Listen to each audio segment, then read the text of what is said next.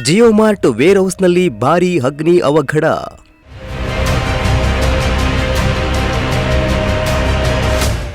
ಬೆಂಕಿಯ ಕೆನ್ನಾಲಿಗೆಗೆ ಕೋಟ್ಯಾಂತರ ರೂಪಾಯಿ ನಷ್ಟ.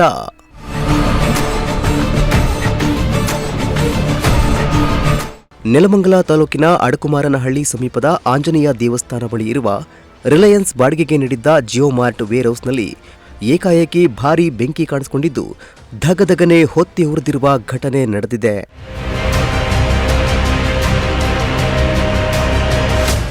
ಇನ್ನು ರಾತ್ರಿ ಸುಮಾರು 10:40 ವೇಳೆಗೆ ಏಕಾಏಕಿ ವೇರ್ ಹೌಸ್ನಲ್ಲಿ ಬೆಂಕಿ ಹೊತ್ಕೊಂಡಿದ್ದು ಶಾರ್ಟ್ ಸರ್ಕ್ಯೂಟ್ನಿಂದ ಬೆಂಕಿ ಕಾಣಿಸಿಕೊಂಡಿರುವ ಶಂಕೆ ವ್ಯಕ್ತವಾಗಿದೆ.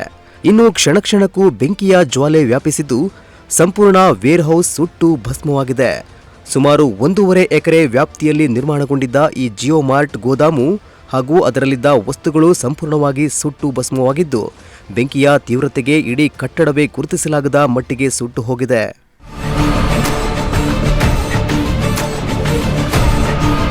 ಇನ್ನು ಈ ಗೋದಾಮು ಪದ್ಮರಾಜೇಂದ್ರ ಎಂಬುವವರಿಗೆ ಸೇರಿದ್ದು ಸುಮಾರು 5 ವರ್ಷಗಳ ಹಿಂದೆ 20 ಕೋಟಿ ರೂಪಾಯಿ ವೆಚ್ಚದಲ್ಲಿ ನಿರ್ಮಾಣ ಮಾಡಲಾಗಿತ್ತು.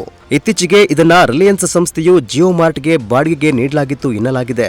ಇನ್ನು ವಿಷಯ ತಿಳಿದು ನೆಲಮಂಗಲ ಅಗ್ನಿಶಾಮಕ ದಳ ಸಿಬ್ಬಂದಿ ಒಟ್ಟು 10 ಅಗ್ನಿಶಾಮಕ ವಾಹನಗಳೊಂದಿಗೆ ಬೆಂಕಿ ನಂದಿಸುವ ಕಾರ್ಯ ಮಾಡಿದ್ರು. ಇನ್ನು ಘಟನೆಯಲ್ಲಿ ಯಾವುದೇ ಪ್ರಾಣಾಪಾಯ ಸಂಭವಿಸಿಲ್ಲ.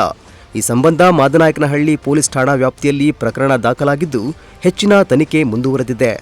Bureau report, Prajashakti TV, Nelamangala.